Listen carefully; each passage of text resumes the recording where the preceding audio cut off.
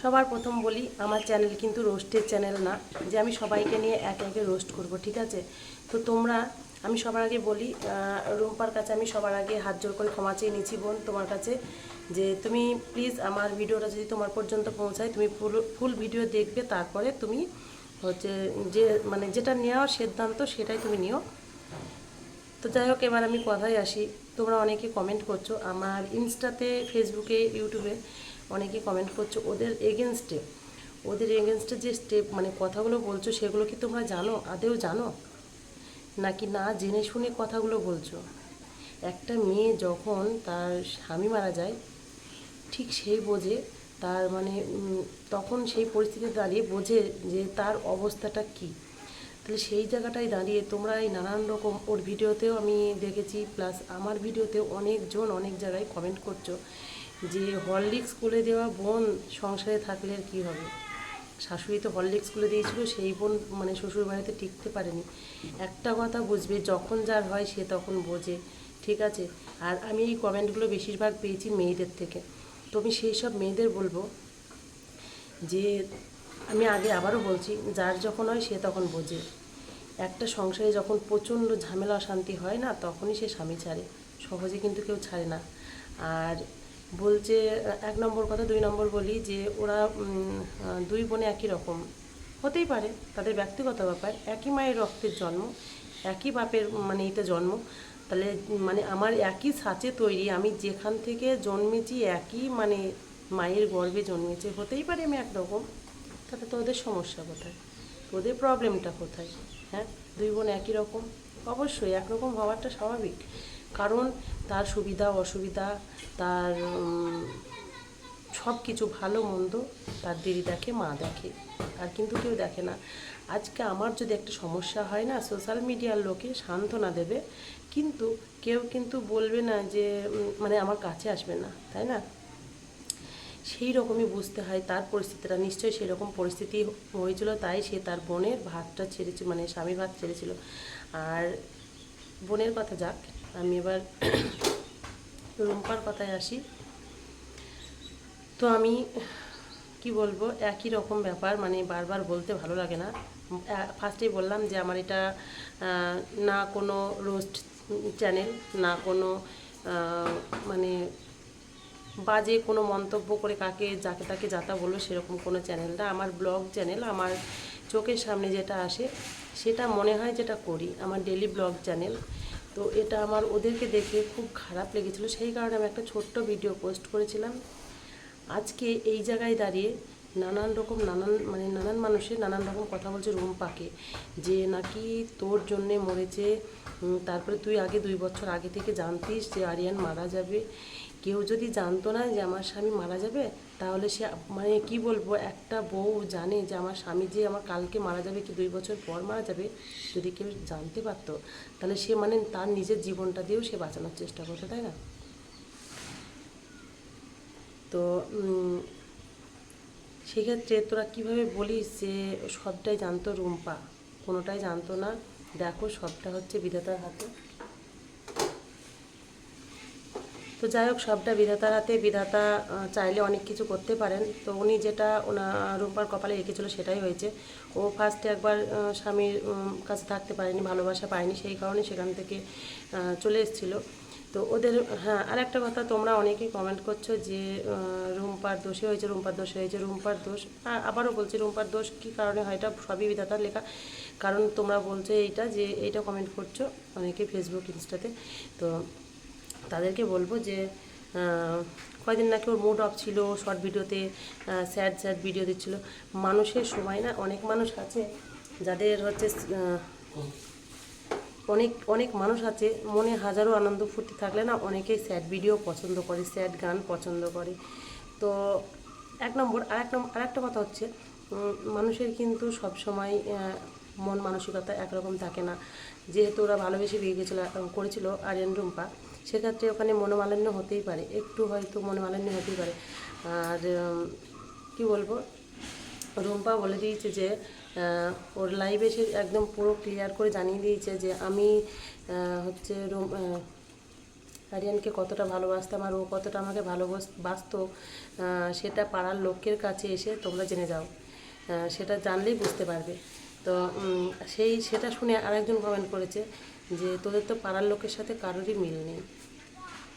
তো আমি সেই মানুষটাকে বলবো, প্রত্যেকটা দেশে, প্রত্যেকটা গ্রাম বা শহর যেখানে বলো, যেখানে যাবে তুমি দেখবে পাশের বাড়ির মানুষের সঙ্গে বেশিরভাগ ক্ষেত্রে পাশের বাড়ির মানুষের সঙ্গে মিল মহব্বত হয় না, বেশিরভাগ হয় হিংসা।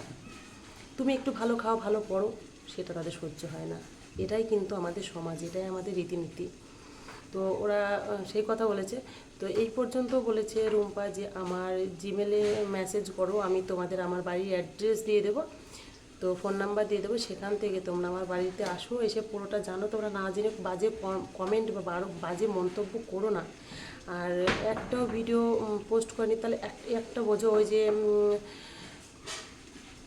কয়েকদিন আগে যে মারা গেল, ওদের ভিডিও ছবি দেখো কত পরিমাণে মানুষ শেয়ার করেছিল। কিন্তু যার যেরকম মন্তব্য, সেটা আমার বলার কথা দরকার নেই। আর এই ক্ষেত্রে দেখো ওদের পছন্দ হয় না যে অরিয়ানকে দেখতে চায় না যে মানুষটা মারা গেছে। ওরা চায় আমাদের ভিতরে যেভাবে বেঁচে ছিল সেইভাবেই বেঁচে থাকুক। সেই কারণে ওরা কিন্তু একটা কিচ্ছু পোস্ট করেনি। শুধু একটা, যেটা থাম্বনেলের ওপর দেখছো আমার, যে আরিয়ানের গলায় মালা পরানো, এটাও কিন্তু বেঁচে থাকার ছবি। তো কী বলবো, ভীষণই খারাপ লাগছে, ভীষণই খারাপ লাগে। ইনস্টাতে ভিডিওটা ছবিটা পোস্ট করেছিল। আমি যখন ফার্স্টে দেখি এত খারাপ লাগছিল, কি বলবো, আমি সত্যি চোখে জল ধরে রাখতে পারিনি যে এত সুন্দর দেখতে একটা মানুষ কিন্তু কীভাবে মারা যেতে পারে, তাই না? তো সেই জায়গায় দাঁড়িয়ে সেই মানুষটাকে বাজে মন্তব্য বা বাজে কমেন্ট করা কী করে সম্ভব? আর এখন বেশিরভাগ মানুষই ওদের ভিডিও দেখছে, আর সবাই কমেন্ট করছে, ভালো ভালো কমেন্ট।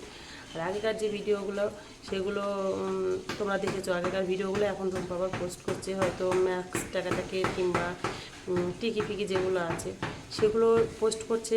এটারও একটা বড় কারণ, এটার বড় কারণ হচ্ছে যে ও আমার জীবনে আছে, থাকবে সারা জীবন, ওকে আমি এইভাবে আঁকড়ে নিয়ে বেঁচে থাকবো। আর কি বলবো, তোমাদের কিছু বলার নেই। তোমাদের এই কমেন্টগুলো যখন পড়ি তখন এত বাজে লাগে না, মানুষকে বলার কিছু নেই, ভাষা নেই। আমি আজকে এই ভিডিওটা করতাম না, শুধু করলাম, কয়েকটা কমেন্ট দেখলাম, দেখে করলাম। সত্যিই বলছি, আমার ভিডিওটা বানানোর একটা ফার্স্টে বানিয়েছিলাম, তারপরে তোমরা অনেকেই পছন্দ করেছিলে ভিডিওটা, যে না সবাই জানতো না, যে না জানার পর আবার বলেছিলে যে ভিডিওটা বানানোর কথা, সেই কারণে আবার আমি বানিয়েছিলাম। তো বানার পর আমি ইনস্টাতে যেদিন মারা যায় তারপরের দিন যেদিন রুম্পা লাইভ আসে, সেই দিন আমি ইনস্টাতে, ফেসবুকে সবাইকে আমি এমনি মুখে বলেছিলাম, 16 সেকেন্ড কিংবা 1 মিনিট মতন সবাইকে বলেছিলাম যেরকম আরিয়ানদা মারা গেছে, তো সবাইকে তোমরা জানো এটা একটা দুঃখের বিষয়, সবাই ওর জন্য প্রে করো যেন ভালো জায়গায় থাকে, আবার আমাদের মাঝে আসুক, এরকম যে সবাই তার জন্য শ্রদ্ধা কামনা করো। আমার তরফ থেকে অনেক অনেক শ্রদ্ধা। আর আরিয়ান সত্যি কথা, জানি না বয়সে ছোট বড় সেটা বলতে পারবো না, কিন্তু সত্যিই আমাদের থেকে অনেক মহান, সেই কারণে আমাদের থেকে ভগবানের কাছে গেছে। ও ভালো থাকুক। কি বলবো, মানুষ আমরা সোশ্যাল মিডিয়ায় না আসলে জানতেই পারতাম না, তাই না? কে কোথায় কোথাকার মানুষ, কে কয়দিনকার, তাই না? আজ আমি কথা বলছি, কালকে নাও থাকতে পারি। আমার এই ভিডিওগুলো সবাই দেখবে, সবার তখন মনে হবে যে না সত্যি এই মানুষটা ছিল, হয়তো মারা গেল। আর সত্যি কথা বলতে গেলে আমি এই কষ্ট দিনগুলো অনেক কিছু আমার ব্যক্তিগত ব্যাপারে আমি অনেক কষ্ট দিন পেরিয়ে এসেছি, সেই কথাগুলো আমার কি বলবো মনে হয়। আমি একবার অপারেশন করেছিলাম অনেক দিন আগে, প্রায় 4-5 বছর আগে গলায় অপারেশন হয়েছিল। তো তখন আমার মনে হয়েছিল যে আমার পৃথিবীতে কেউ নেই, ব্যাঙ্গালোর ছিলাম যেহেতু, মনে হয়েছিল কেউ নেই আমার। কিন্তু দেখো, আমার সামান্য একটু অপারেশন হয়েছিল, তাই মনে হচ্ছিলো যে আমার কেউ নেই। কিন্তু একটা মেয়ের যখন স্বামী মারা যায়, তাহলে তার সামনে কে থাকতে পারে, কে থাকে?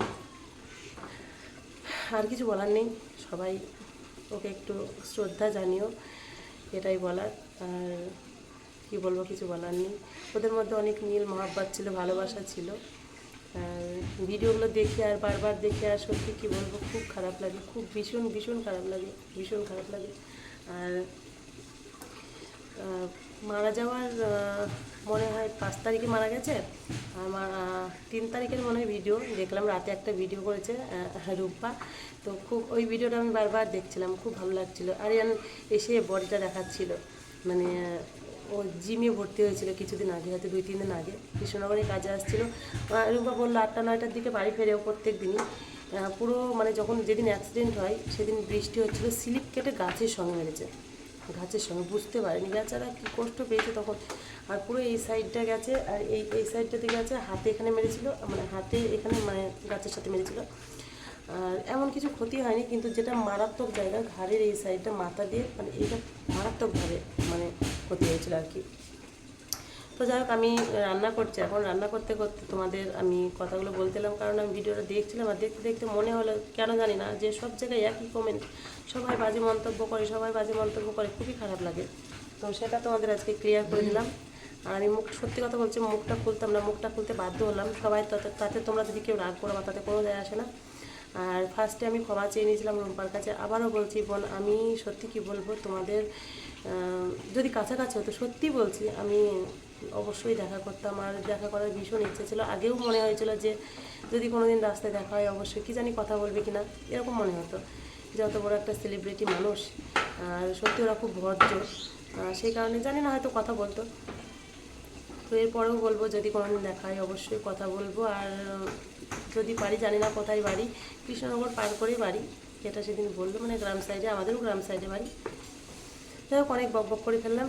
চলো, কীভাবে মারা গেছিলো, কী হয়েছিল না হয়েছিলো, সবটা বোন, দিদি, মা, ভাই, সবাইকে তোমরা টানা হেঁচড়া করো, কী বলবো, তোমাদের কিছু বলার নেই, মানে সোশ্যাল মিডিয়ায় কিছু বলার নেই, সবাইকে নিয়ে তোমরা টানা হেঁচড়া করো, কিসের জন্য বুঝি না। সবাই সবারই সংসারে অশান্তি আছে, একটা সংসারে গটি বাটি থাকলেই ঠোকাঠুকি হয়।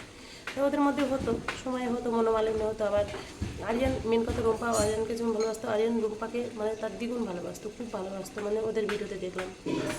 আবার একটুখানি পরে দেখা, মেয়েদের মন তো, একটুখানি মানে ভালোবাসা পেলে না, সেটা মানে পুরো রেগে, মানে রাগটা পুরো জল হয়ে যায়, তাই না? তো সেরকমই হয়েছিল একটা, হয়তো। যাই হোক, চলো, সবাই ভালো থাকবেন। আর সবাই একটু ভিডিওটাকে লাইক কমেন্ট করবেন, ভালো মন্তব্য করবেন, যাতে ভালো লাগে। রুম্পা যদি দেখে, রুম্পারও যাতে ভালো লাগে, এটাই বলছি। সবাই একটু ভালো ভালো কমেন্ট করবেন। চলো, টাটা।